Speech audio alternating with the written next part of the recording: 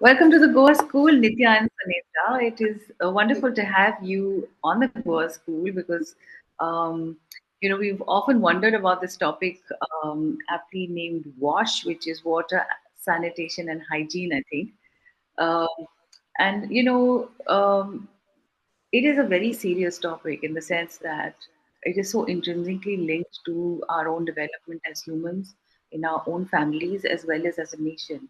And you know, it's not just about washing our hands or cutting that sort of germ link, but it's also about making sure that we don't have long-term diseases. It's also about making sure that we have clean, drinkable water. We can save this one resource that belongs to us all on this planet. So yeah, it's goes from the micro to the really macro. We've wanted to welcome you very specially. Maybe you could tell us a little about yourselves. One hint, of course, is that you're sharing a camera and you're in the same space and you're in the same room. So you work together, obviously. But also tell us more. Tell us more about yourselves and the mission that you're on. We go by the title of toilet inspectors. The title of toilet inspector. So that has been part Right. of it. And what what would you like the world to know about inspecting toilets, Um, or what you found out, or maybe the one thing you want everyone to know? that often, unfortunately or fortunately, shit stinks. Well, also, I think the fact that Right. it's such an important part of our lives, but it's not, it never gets the importance that it deserves, Without the toilet, what can you envisage a life in the modern world? No. You get water, you um, go to the loo, you do your susu and you do your kaka, and it sort of all comes together there. But toilets never get the kind of press they're supposed to get, except the bad press. So we wanted to change some of that. I think that's kind of like our mission. And to Change the bring the bad scientific press around toilets. conversation That's pretty onto cool, actually. Sorry, and two? I was saying to bring the sanitation conversation onto a dinner table, when people wine and dine and talk about poop, because that's what we pretty much do. We can talk Yep, wine about dine poop. and talk. Well done. I think that's a laudable mission, and there's a lot to unpack there, of course, and people are wondering why on earth you want to do that. So let me just get right to it. I think I alluded to it in the beginning, where there's this really critical link between clean water and good health, and therefore sanitation. And I'd like to go back to a story that I was once told by one of my bosses long, long ago about how they'd organized a community gathering in which they served some really nice food, and there were flies about the place, and the flies were sitting on it, and they just sort of waved it off and they ate it. And then they presented them with a bottle of clean water, and they put a microscopic amount of shit in it, right? And then they offered it around and said, would you like to drink this? So of course everyone thought they were bonkers, and so of course you're not going to drink that. It was like microscopic. We just told them there was this much. And then for them to make that link between open sanitation, which was a thing that used to go on in that village, and the flies that used to carry particles of poo directly onto their food, and that they were doing this their whole lives, and that they sort of didn't know.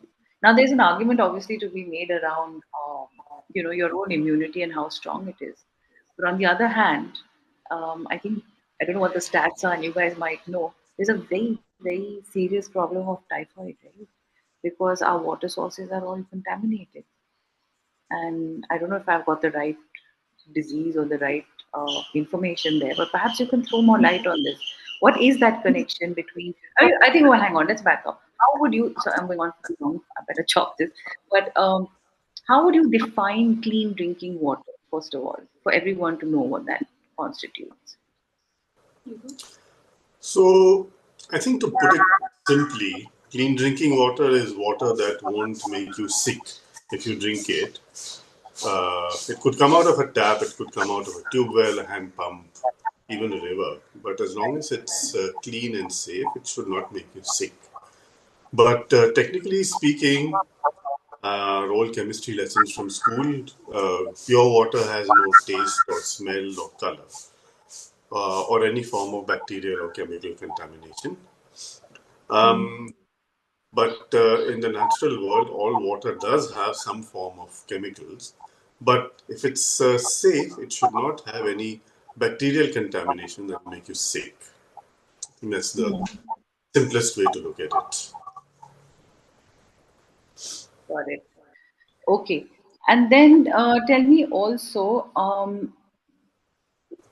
many cities in India actually have water? I mean, or let's not put it down to cities, also villages, but like, would you say what percentage of people actually have access to clean drinking water? None, so to say, because whereas all metros do have water treatment plants and pipes to supply that water and reservoirs, but none of the cities have been able to supply water that is safe to drink straight out of the tap. Unlike in European countries, where you do drink water straight out of the tap, it is safe. In India, you would never drink water straight out of the tap. You would have to boil it. You would have to filter it. And there are many reasons for this. The reasons are, one, poor maintenance and operation of treatment plants, leaking supply systems, and dirty reservoirs. Also, people do not maintain the water storage infrastructure at their homes, which is to say, the tanks and the pipes that we install are, oftentimes dirty, or they can be leaky, and so or even at the point of contact, the water could get dirty. You could filter water, but if your glass is not clean, or if you have unwashed finger dipping into the glass in which you are filling your water, you're contaminating your water there as well. So unfortunately,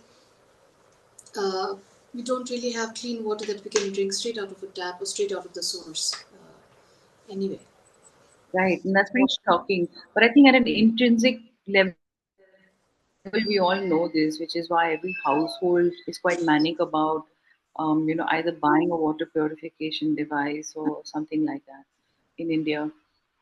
Um, but I mean, we don't brush our teeth with that water very often, and so you're still contaminating yourself, and also, all the points that you mentioned that if you're careless about your finger going into the glass or whatever it is.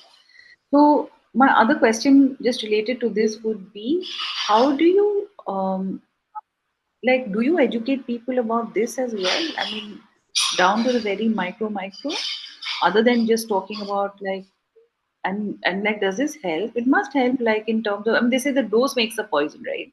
So it must help in terms of having babies that keep better health, children that keep better, elderly that keep better health, etc. So can you talk a little bit about that and your immunity and the Go on.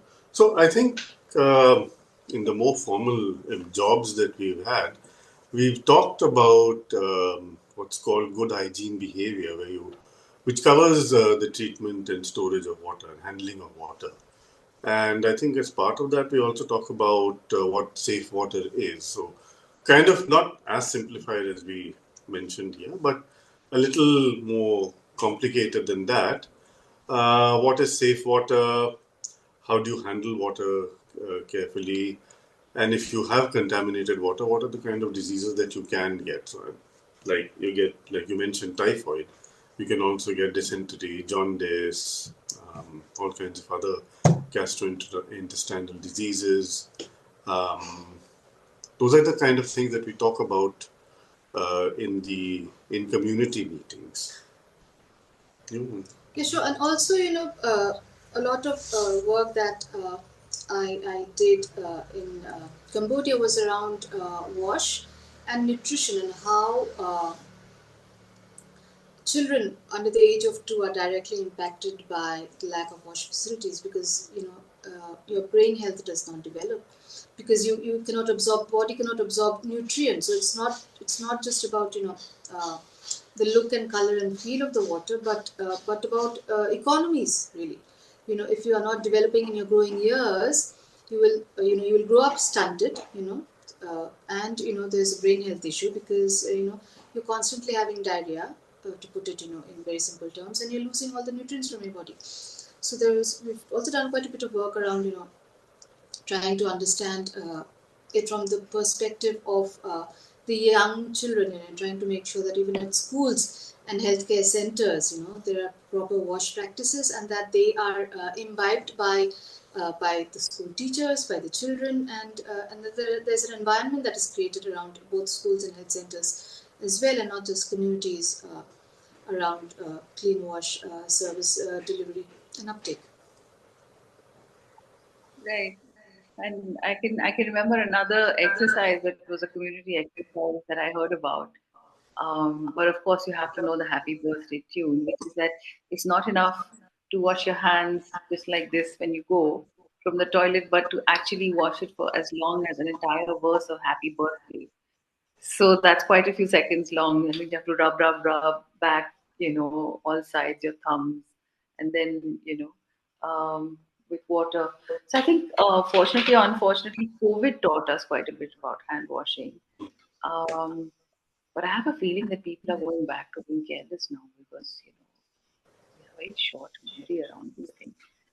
But you're right. I mean, if children get a bad start in life just because of unclean water, then that really is national business.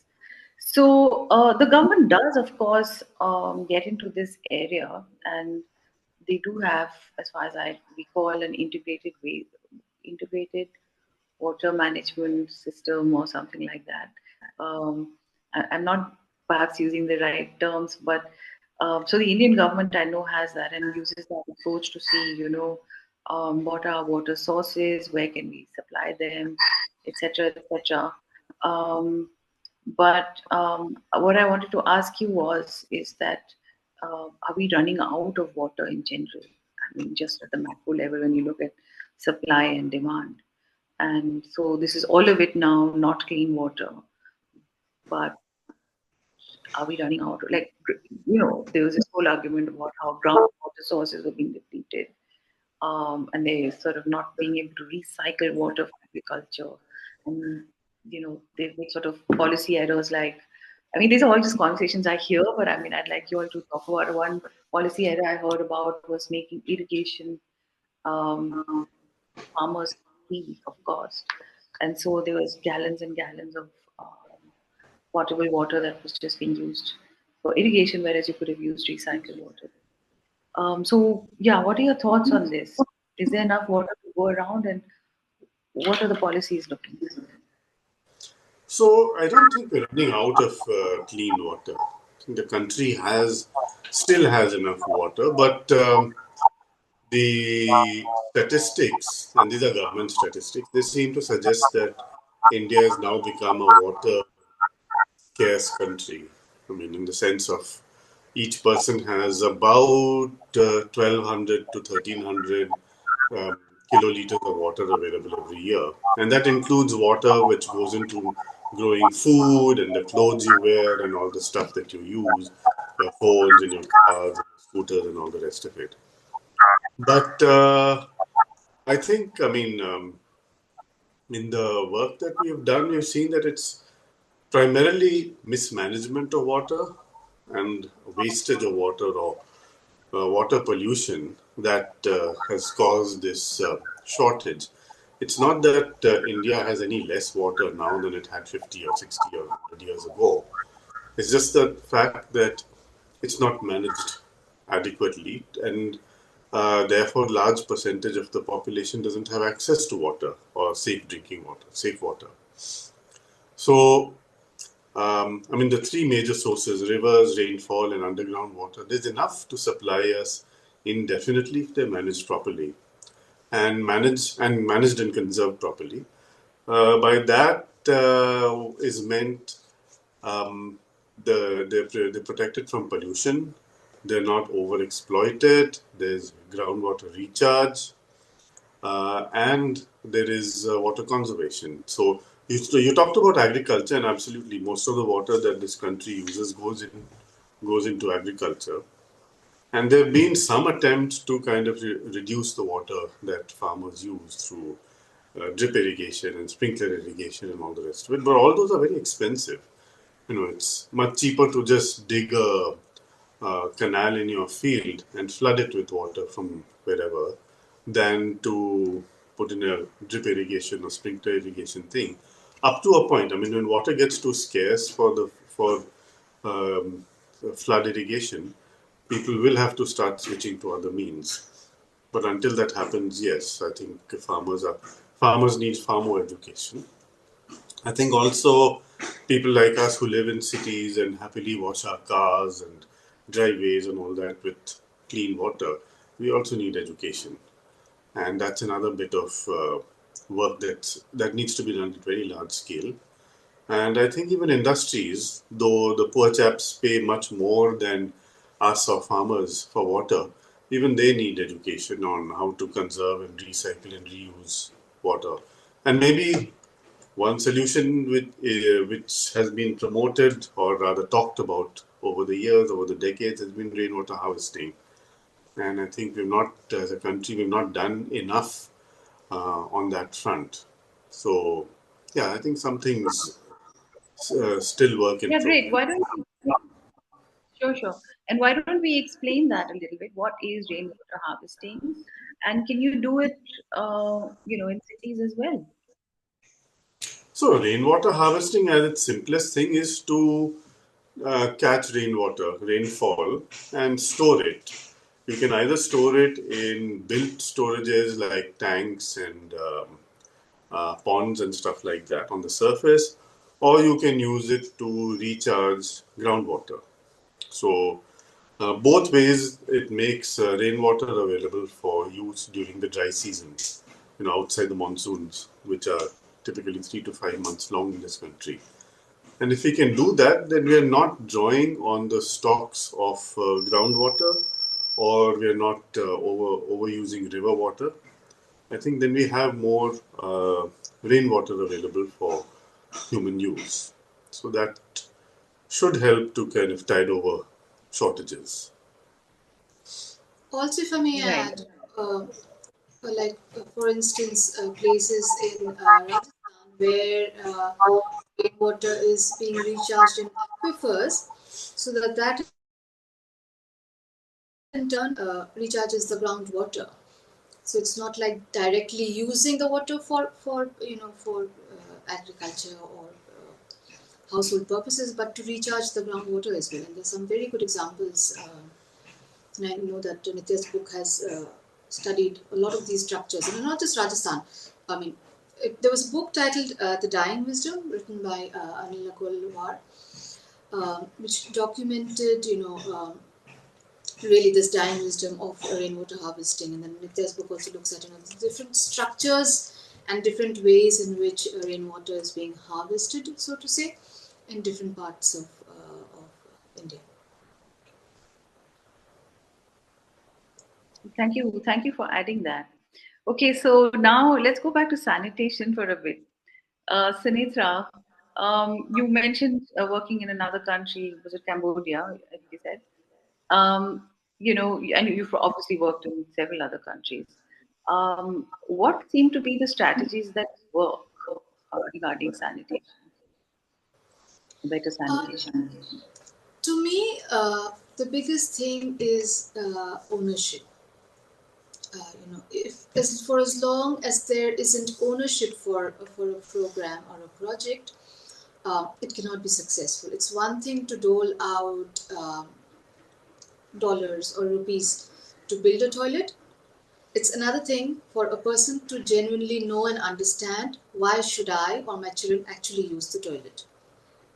So you can give me a toilet, and I can turn it into a place where my livestock is kept, and that's not uncommon. We've seen pictures of those. or you have seen pictures of horror stories of toilets that are flooded because they weren't built appropriately and people no longer know how to use them. So they've just stayed in that state. That's one. For me, ownership is one. The other very important thing for me is to have that sensitivity to understand not all technologies are meant for everyone. There's specific people who need specific kinds of toilets or access to toilets.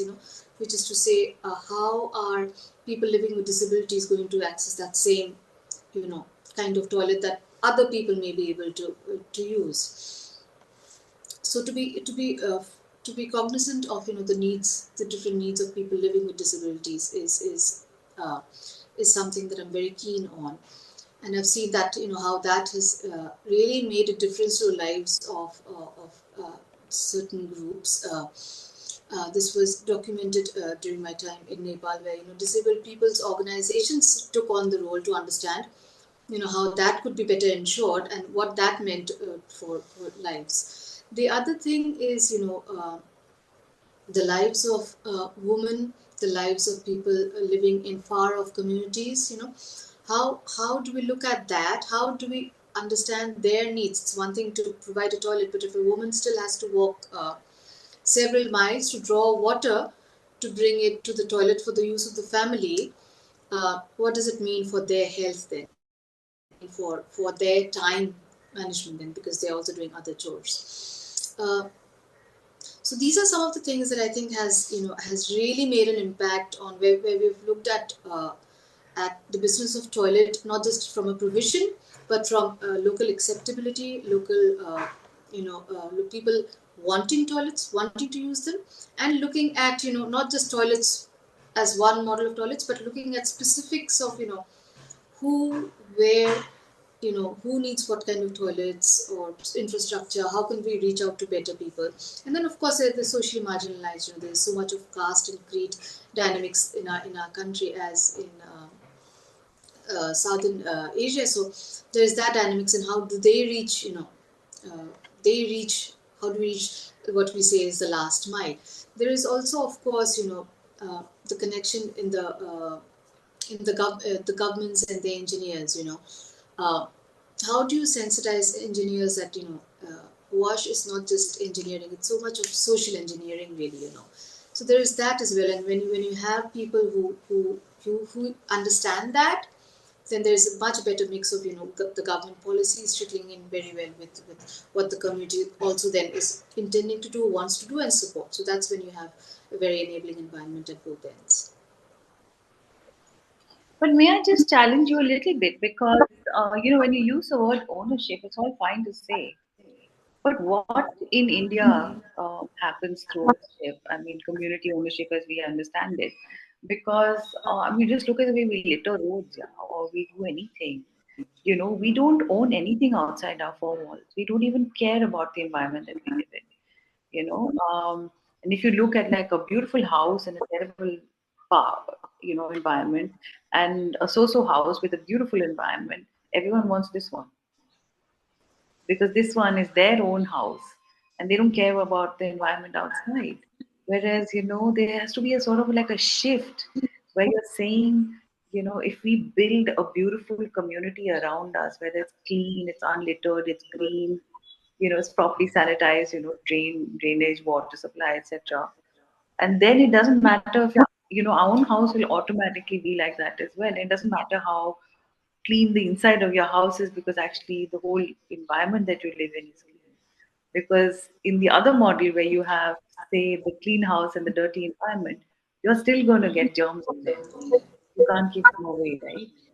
So, yeah, I mean, the challenge is is how do we get more people to care about this? Because in our country, it does feel like there's a big rush towards getting sort of the fruits of development, like good clothes or a nice new scooty or whatever else it is.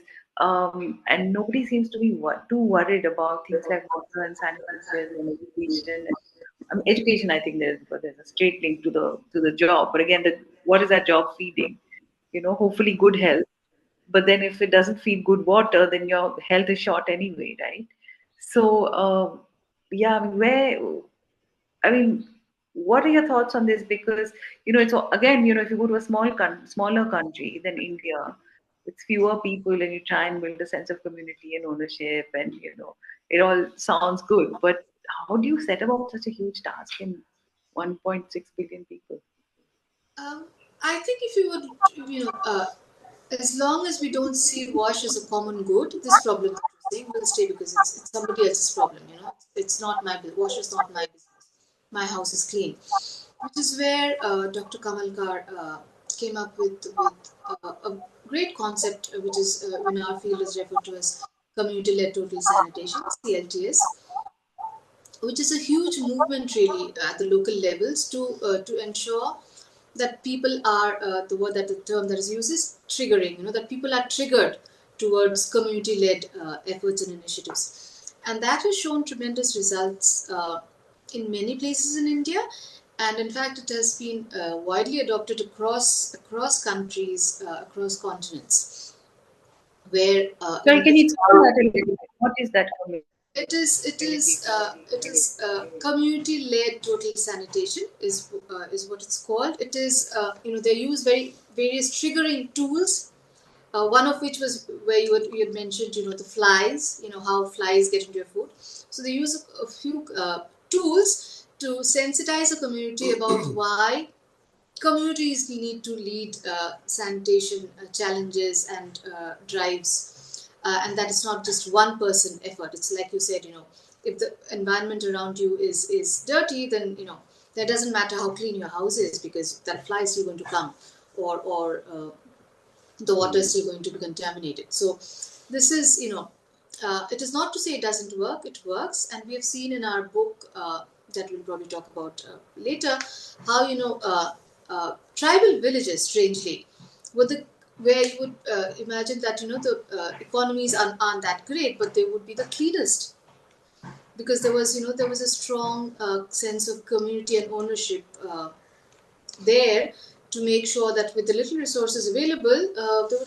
not just they were not just building and cleaning toilets, but also how there was excellent waste management in and around, and so it does happen. But then you'll have to start. You cannot. I guess it's with different states, different social norms. You can't look at all of us billions as one whole, but as smaller communities, if we were to do what we can in our own neighborhood, that's a great start in itself. Excellent. And then is water and sanitation like a state subject, and does that evolve into like um, panchayat level and stuff? Like, where do the budgets for water and government budgets for water and sanitation? Where are they? Are they at community level? So, the panchayats are supposed to develop and do their own programs, and they've been doing that with mixed success.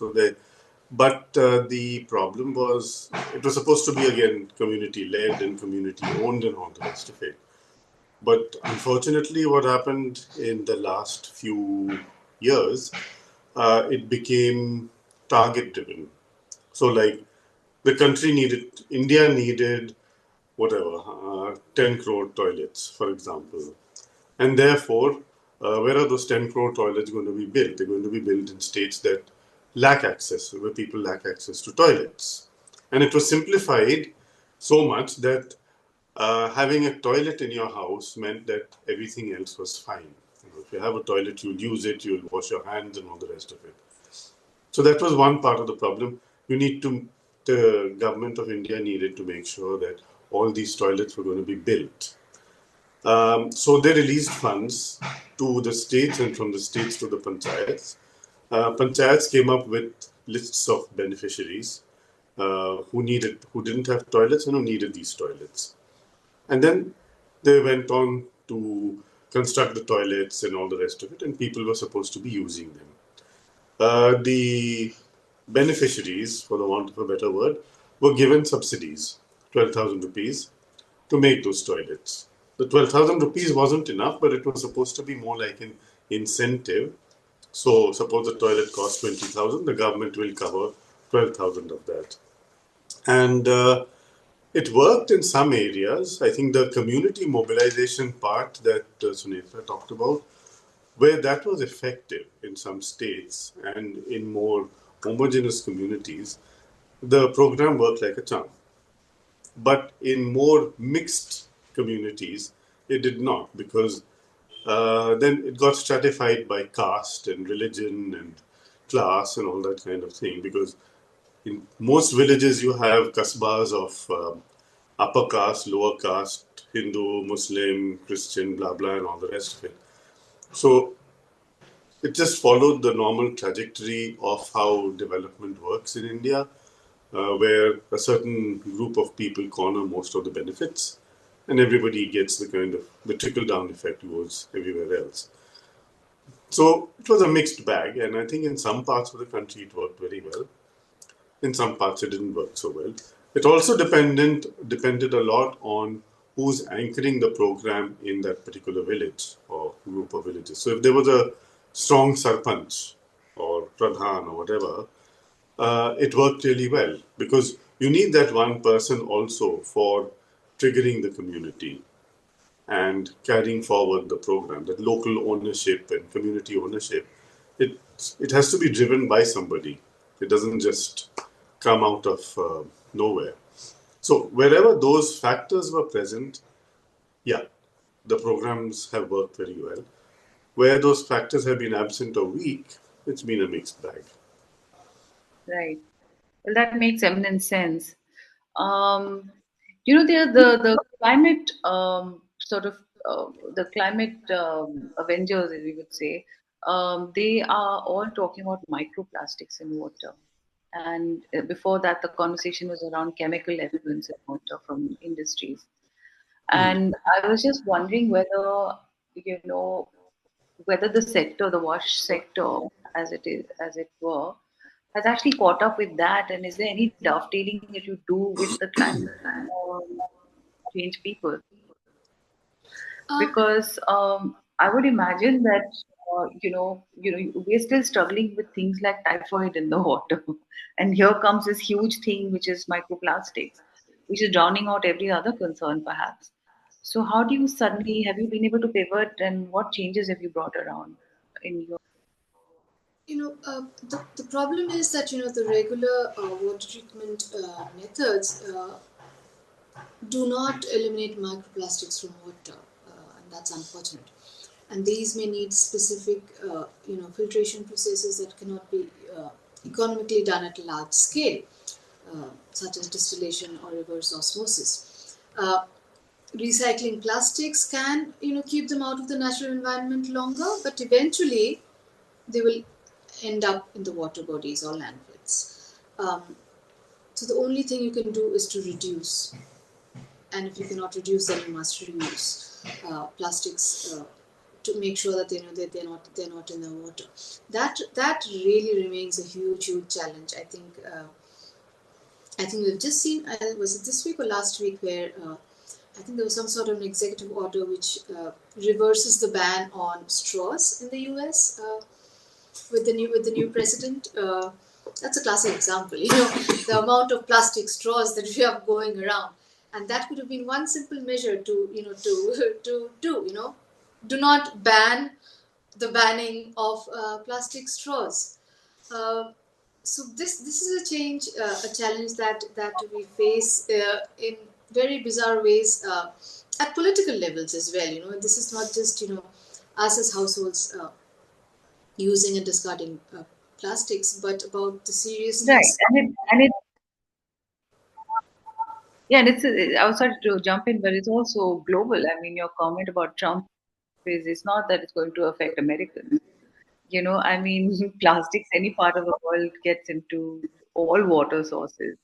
They get into And, it's like air, it's like clean air. It's a global common good, I think is the word that they use for these kind of resources, which is, your microplastic doesn't know whether it's India or, another country down the line, say Vietnam. It's just there in the seawater and then, it seeps into everything. So it seeps into your fish and then into your food cycle, for example. I mean, just as an example. So yeah, so it is getting more and more global. So I would imagine that, if you have a bunch of people who've been trying to work on water and sanitation in the rural part of India in a very traditional way, they're suddenly going to be like, it's almost like you sit down and say, now what can we do? Because everything's gone to hell, right? With this microplastic. So in such a big world where everything seems to be going wrong, where do you guys sit? And tell us a little bit more about your book. Do you still have hope for the future? And why did you write that book? And tell us some stuff about it. So, okay. It's called A Memoir of Two Toilet Inspectors. And we debated this. What were the other titles that we talked about? An earthworm's view of sanitation, or a worm's view of sanitation. And then there was a couple of other titles. But then We we said, eventually came to accept, acknowledge our roles in society as toilet inspectors, is what it is. yeah, and we didn't want to say that it was a memoir of two sanitation inspectors, but then the implication of a sanitation inspector, you're a municipal person who's going around looking at toilets and dirty water tanks. We said, no, we don't. That's not what we are. We're more people who've worked on sanitation programs, we've reviewed sanitation programs, we've done sanitation advocacy, or wash advocacy rather, to use a more generic term. And we've been at it for a while, but there's also institutional memory. So we wanted to sort of pull it together and put it down in a book. Not for academic purposes, most certainly not, because otherwise it doesn't get read by anybody. But for more like a general audience. And to write it like kind of a watch travelogue. Travel to states, you interview people, you look at data, and then you interpret what's happening there, and you write it, and give a kind of text also. So I think over our work, we visited many more than the 8 states that are there in the book. And several decades apart, like about 10, 15 years apart. So there were very different sanitation programs earlier. The philosophy will remain the same, but the implementation, the zeal, and all the rest of it kind of changed. And we interviewed people, went through data, and all the rest of it. Also walked around a lot, took pictures of toilets in all kinds of toilets. So I have a repository of a few thousand toilet pictures, school toilets, health center toilets, home toilets, abandoned toilets, under construction toilets. One thing I think we missed out was railway toilets, which everybody talks about and nobody actually.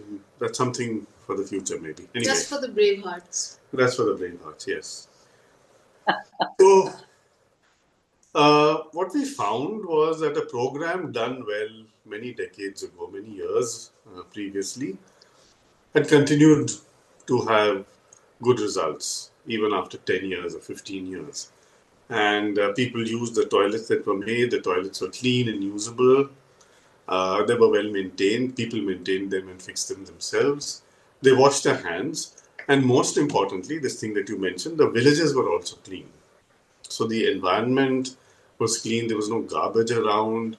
The cows and all the rest of it that, you had cow droppings and buffalo droppings. Those were cleaned up from the streets and put to some other use. So that continued, which means that people internalized the need and the need for environmental cleanliness and actually took pride in it.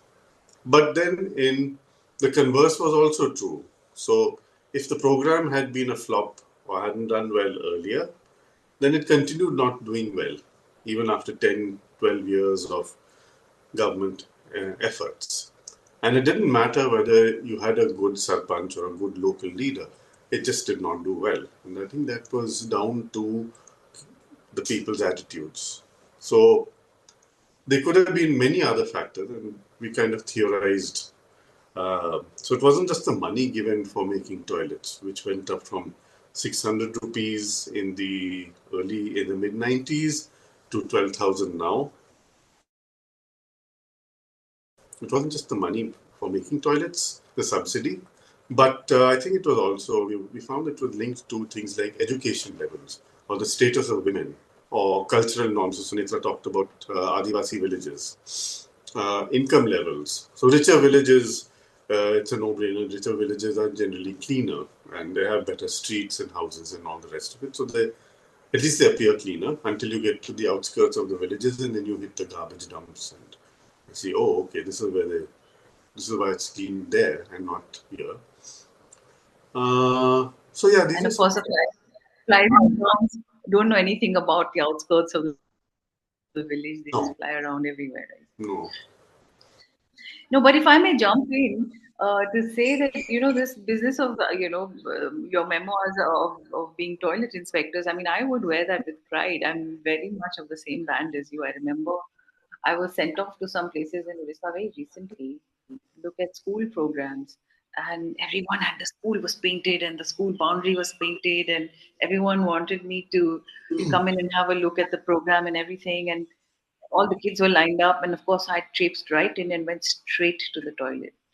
And I was like, could you please, and in front of everyone, I said, well, I would like to look at the toilet first, please.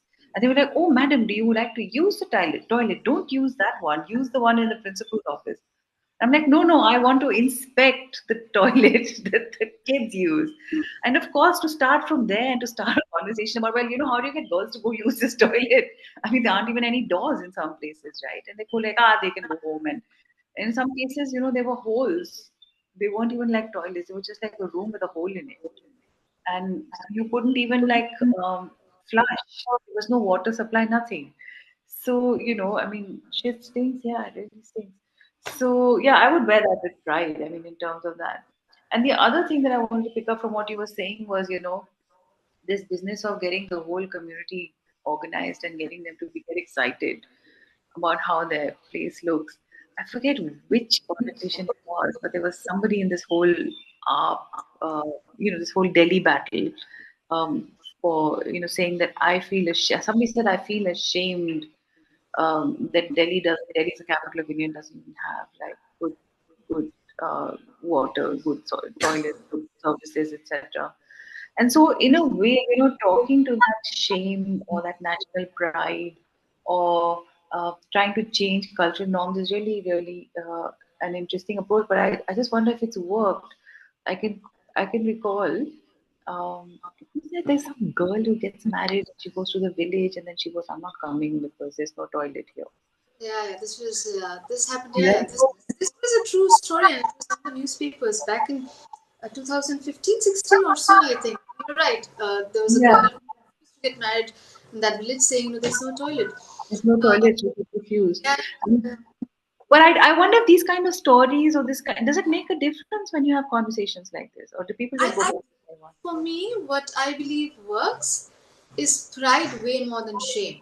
When you try to instill a sense of pride with better wash practices and having a toilet and child's health and education and all of that, it works much better than shaming a community about not having a toilet or not going about it in the right manner. Because I think pride is a much better motivator than shame can be, and there are many models of it. One is the community-led model. Uh, the other that Nitya mentioned is the sarpanch, where the sarpanch was a strong person, he or she, and led the initiative. There are other models where there have been self-help groups have taken up the lead. You know, the SHG-led movement, where women's groups were in charge of ensuring that the village as a whole came together and got it right. There are children's models of it as well, where children took the lead and were walking around the village like sanitation inspectors themselves. Early morning, when people are taking their dump, they would walk around the village to make sure that nobody was doing that out in the open. So there are very different models, and then there have been places where the collectors, this was seen a lot really, where collectors were really leading and driving the movement, and that has shown a lot of success in many places. So there was I think there's a chapter in our book I totally agree. where we referred Yeah. CLTS, community-led total sanitation, as collector-led total sanitation, because in some states it was really collector-led and driven. So the different models of making it work and different ways in which it can work. One fit does not fit all in the WASH context in any country or in any context, especially for a country as big as ours, with all the different social dynamics and cultural norms. Yeah, and I totally agree on that pride business. You know, I've worked in communications for a long time in my life, and it is that. I mean, if you think about um, how everybody aspires to something sort of one level up, so even if we were building our own, redesigning our own bathroom, we were like, okay, I need some more plugs for my hair dryer or whatever it is. If this is something that everyone can aspire to, then there's more of what shall I say? There's more of a chance that people will take public action or community action to fix things. So can we just talk a little bit before, in conclusion, because most of us, I think, listening to this talk are not going to be running around villages, but we will have our own sort of urban or semi-urban environments in which we live. And can you talk about some top 5 or 6 things that everyone can focus on to improve the water and sanitation environment for everyone as a community? Okay, so this was when I was working in this organization, this NGO called the Center for Science and Environment in Delhi. And there was a lot of talk about how the Yamuna could be cleaned. And Mr. Kejriwal seems to have lost the Delhi elections because the Yamuna is very polluted. But anyway, so one of the things was that how can we put people, or how can we get people more in touch with their local water resources? So not necessarily in terms of the ownership, but just awareness. Look, this is the river which flows through your city. You get your water from the river, and your waste goes into the river. So, are you even aware of that kind of that basic level of awareness? And I think CSC did a film a little before I joined, where they interviewed people, middle class households, slums, people in slums, upper class households, and asked them very basic question: do you know where your water comes from? And do you know where your toilet water goes? So it was like the water comes from the tap. Okay, so where does the tap get its water from? From the pipe. And that was about the extent of knowledge. And where does the toilet water goes? It goes into the drain. And that was it. The connection that the water actually comes from a river uh, and goes back into the river, people didn't make that connect. So maybe as simple as this is a really basic thing if you think about it. It sounds even silly, but to get people thinking about the fact that the water comes from somewhere, a real physical source, not just the tap, and it doesn't end in the pot. It goes beyond the pot and goes back into the same river. So just that consciousness, like you said, flies carry shit in from the outside, and it's the same thing as putting it in the water and drinking it. But people don't make that connection. So I think that would be one big thing. And in cities, it could be rivers, it could be ponds, it could be lakes. In villages, it could be ponds and wells and things like that, or the groundwater. I think that would help them to appreciate where the water comes from and where water goes. And a lot of other things would follow: water conservation, keeping that water clean, keeping that water safe, all that kind of thing would probably follow from it. Or you could build it into this entire process. Right.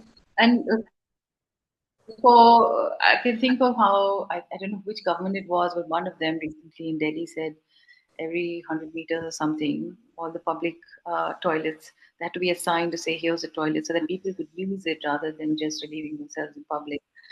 And that is something I think we can all do. I mean, we have like our homes or schools where we are used to whatever infrastructure we have, but then there's plenty of people serving those environments who basically have no infrastructure at all.